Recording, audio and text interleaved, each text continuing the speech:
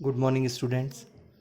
आपको इसके अंदर पिछली क्लासेस में माइलिन शीथ या इसके अंदर माइलिन शीथ रहित जो न्यूरॉन होते हैं उसमें किस प्रकार से नर्व इम्पल्स पाया जाता है उसके बारे में आपको बताया था। यह ग्राफ इसके अंदर उसी से संबंधित है।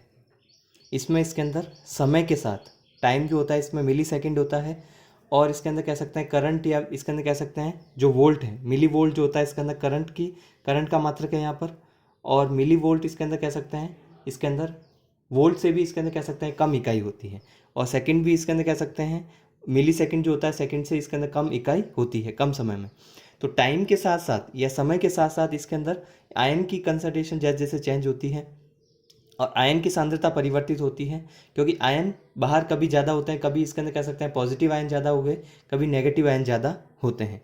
तो नेगेटिव आयन या पॉजिटिव आयन ज़्यादा होते हैं तो मेम्ब्रेन पर अंदर की ओर जब वोल्ट मीटर रखकर देखा जाता है तो इसके अंदर कह सकते हैं वह कितनी रीडिंग देता है, वो वोल्ट मीटर नेगेटिव में देता है या पॉजिटिव में देता है या जीरो पर देता है, वह इसके अंदर इसमें वोल्ट मीटर के द्वारा इसके अंदर पता लगाया जाता है। तो समय के साथ इसके अंदर मिली वोल्ट या उसके विभव में या इसके अंदर कह सकते हैं उसके पोटेंशियल में क्या अंतर आता है। पोटेंशियल का अर्थ होता है, विभव का अर्थ होता है आयन की सांद्रता में परिवर्तन होना। तो आयन की सांद्रता परिवर्तित होगी तो वहाँ पर इसके अंदर कह सकते हैं पॉजिटिव और नेगेटिव चार्ज आयन अलग अलग स्थान पर जाएंगे, तो उस स्थान पर मेम्ब्रेन भी इसके अंदर नेगेटिव या पॉजिटिव चार्ज इसके अंदर उस पर पाया जाता है। तो इस ग्राफ के द्वारा इसके अंदर सबसे पहले इसके अंदर समय के साथ विभव में क्या परिवर्तन होता है उसके बारे में बताया जाता है। तो ये ग्राफ जैसे इसके अंदर बताया गया है जिसमें माइलिन शीथ रहित जो न्यूरॉन होते हैं, तंत्रिका तंतु होते हैं, उसमें तंत्रिका आवेग का प्रसार के बारे में बताया गया है। समय के साथ क्या परिवर्तन हो रहा है विभव में उसके बारे में बताया जाता है। जो सिग्नल इसके अंदर कह सकते हैं मिलने पर प्रारंभ होता है, कोई भी सिग्नल मिलता है तो प्रारंभ होता है, डीपोलराइजेशन होता है, रीपोलराइजेशन होता है, उसके बाद में समाप्त हो जाता है। तो ग्राफ द्वारा समय के साथ विभव में परिवर्तन को इसके अंदर कह सकते हैं इसके द्वारा बताया जाता है। तो विभव पहले इसके अंदर जो है वह ऋणात्मक होता है, फिर जीरो की तरफ जाता है, फिर धनात्मक होता है तथा वापस इसके अंदर फिर नेगेटिव या इसका ऋणात्मक हो जाता है। और विभव में परिवर्तन इसके अंदर किस कारण होता है, आयन में परिवर्तन के कारण होता है। कि वोल्टेज कब चेंज होगा इसके अंदर, इसमें जब आयन की सांद्रता परिवर्तित होगी, और आयन की सांद्रता परिवर्तित होगी तो वहाँ पर उस मेम्ब्रेन पर चार्ज या आवेश भी अलग अलग प्रकार का आता है, नेगेटिव या पॉजिटिव आता है। और पॉजिटिव या नेगेटिव जब आएगा तो विभव में इसके अंदर परिवर्तन इसके अंदर यहाँ पर पाया जाता है। तो जैसे इसके अंदर देख सकते हैं कि रेस्टिंग स्टेज में जहाँ पर -70 मिली वोल्ट इसके अंदर कह सकते हैं जो विभव पाया जाता है। डीपोलराइजेशन होता है, मतलब सिग्नल मिला उस समय डीपोलराइजेशन होता है जिसको कहा जाता है इसके अंदर विध्रुवीकरण। सोडियम चैनल ऑन होंगे, सोडियम अंदर की ओर आते हैं, तो यहाँ से इसके अंदर सोडियम अंदर की ओर आएंगे तो अंदर की ओर पॉजिटिव चार्ज धीरे धीरे बढ़ने लगेगा। तो यहाँ पर देख सकते हैं -70 से धीरे धीरे किस तरफ जा रहा है, ये जीरो की तरफ, और जीरो से प्लस की तरफ जा रहा है, +40 हो रहा है मैक्सिमम। तो प्लस हो रहा है मतलब इसके अंदर विभव इसके अंदर प्लस हो रहा है, मतलब इसके अंदर विभव इसके अंदर वोल्ट मीटर जो है वह सोडियम आयन की कंसंट्रेशन के कारण यहाँ पर पॉजिटिव रीडिंग देता है।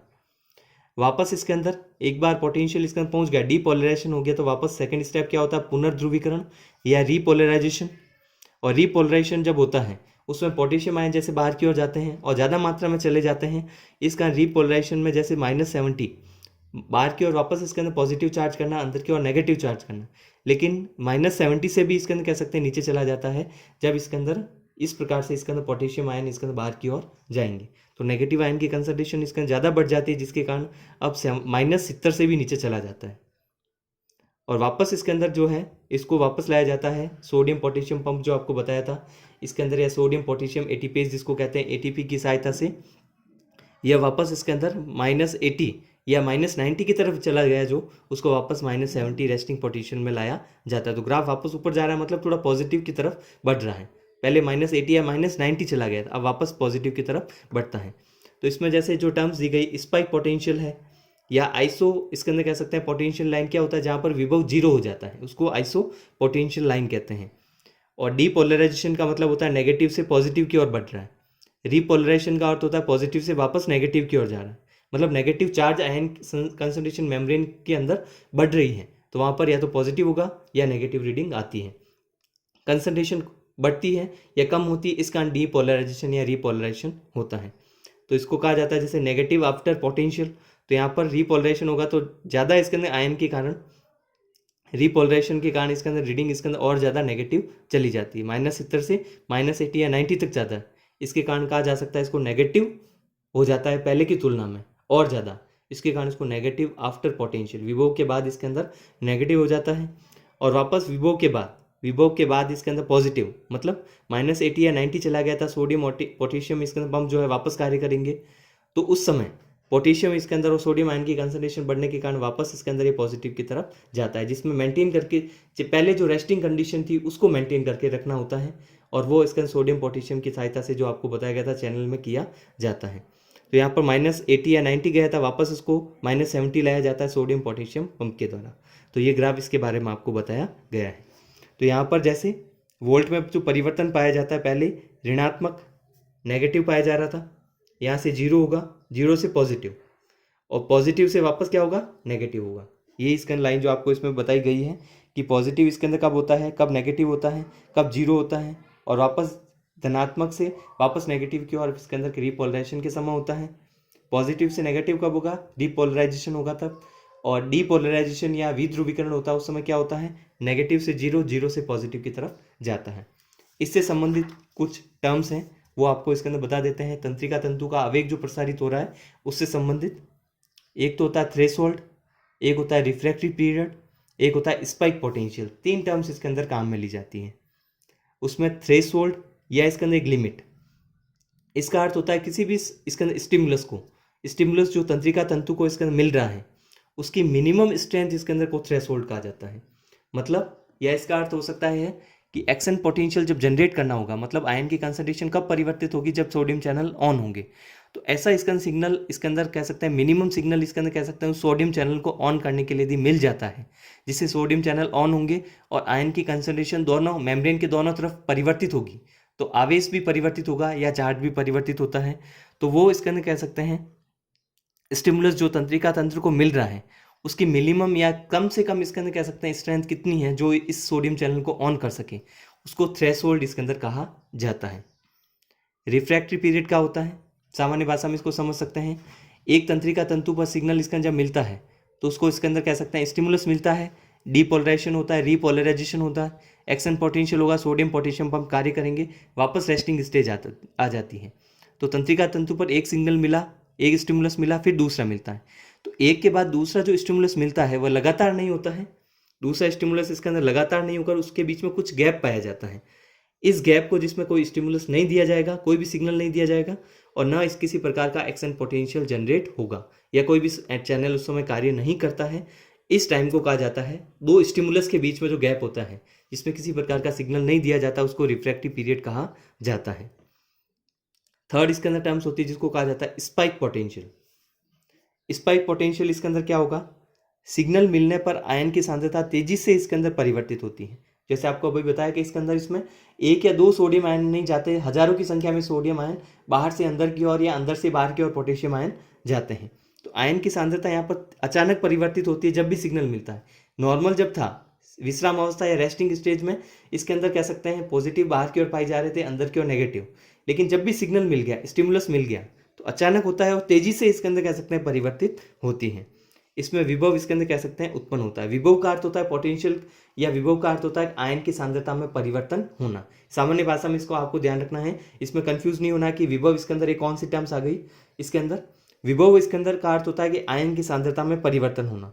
तो जब विभव में परिवर्तन कब होगा, जब सिग्नल या स्टिमुलस मिलता है, और नहीं मिलेगा तो किसी प्रकार से इसका परिवर्तन नहीं पाया जाता है। और जिसमें क्या होगा, रेस्टिंग स्टेज में जैसे आपको बताया -70 होता है, वहाँ से 0 डिपोलराइजेशन में, तथा बाद में 0 से प्लस से इसके अंदर 20 से लेकर 40 मिलीवोल्ट तक भी चला जाता है। इस प्रकार अचानक या तेजी से विभव का बढ़ना या कम होना या जिसे कहा जाता है पोटेंशियल का डिफरेंस, जो विभव इसके अंदर यहाँ पर पाया जा रहा था या पोटेंशियल इसके अंदर जो पाया जा रहा था, अभी इसके अंदर जो आपको बताया कि इसके अंदर जो सिग्नल यदि मिल रहा था उस समय और सिग्नल नहीं मिल रहा था उस समय, डीपोलराइजेशन के समय या रीपोलराइजेशन के समय, जो इसके अंदर आयन की सांद्रता में परिवर्तन -70 होता है, कभी 0 होता है, कभी प्लस होता है, +40 या +20 मिलीवोल्ट होता है। इसका अर्थ होता है कि आयन की सांद्रता में परिवर्तन हो रहा है, जिसके कारण ये रीडिंग जो होती है वह मिलीवोल्ट जो होती है प्लस में आती है या माइनस में आती है, 0 होती है। तो यहाँ पर जो अलग अलग आयन की सांद्रता में परिवर्तन के कारण आयन की सांद्रता में परिवर्तन को क्या कहा जाता है, अभी बताया आपको, विभव। तो इस प्रकार विभव में जो परिवर्तन होता है, तेजी से जब परिवर्तन होता है, तो एक समय तो ऐसा आता है जैसे आपको इसमें बताया अभी, एक तो बॉस इसके अंदर कह सकते हैं बहुत ज़्यादा नीचे की ओर चला जाता है, नेगेटिव में चला जाता है, एक बहुत ज़्यादा पॉजिटिव, जीरो से ऊपर इसके अंदर पॉजिटिव में चला जाता है। तो इस प्रकार इसके अंदर विभव में जो अंतर होता है, बहुत ज़्यादा शार्प अंतर होता है, मतलब एक तरफ तो बहुत ज़्यादा नेगेटिव में जा रहा है, एक तरफ बहुत ज़्यादा विभव इसके अंदर आयन की कंसंट्रेशन पॉजिटिव में बढ़ रही है। उस समय इसके अंदर कह सकते हैं जो पोटेंशियल डिफरेंस होता है, विभव में अंतर हो गया, क्योंकि एक समय तो बिल्कुल भी इसके अंदर कह सकते हैं रेस्टिंग कंडीशन में -70 आ रहा है, एक +40 मिलीवोल्ट आ रहा है। तो दोनों के समय मिलीवोल्ट जब होगा तो दोनों आयन की कंसंट्रेशन अलग अलग होगी, और ये शार्प या अचानक होता है, तेजी से इसके अंदर कह सकते हैं यहाँ पर विभव परिवर्तित होता है, क्योंकि आयन की कंसंट्रेशन बढ़ती है या तो तेजी से बढ़ेगा या कम होता है। तो यहाँ पर जो पोटेंशियल है, विभव में जो अंतर पाया जाता है, तेजी से इसका चेंज होता है, इसके कारण उसको स्पाइक पोटेंशियल कहा जाता है। तो स्पाइक पोटेंशियल का अर्थ होता है तेजी से विभव का कम होना या बढ़ना, और विभव कम होना या बढ़ना कब होगा, जब इसके अंदर आयन की कंसंट्रेशन या सांद्रता परिवर्तित होगी या चेंज होगी, या उसके अंदर कमी होगी या उसके अंदर अधिकता होगी, तब इसके अंदर यहाँ पर विभव में परिवर्तन आता है, और वो तेजी से आता है, रैपिडली आता है। इस कारण इसके अंदर विभव या तो तेजी से कम होता है, तेजी से बढ़ता है, इसको स्पाइक पोटेंशियल कहा जाता है।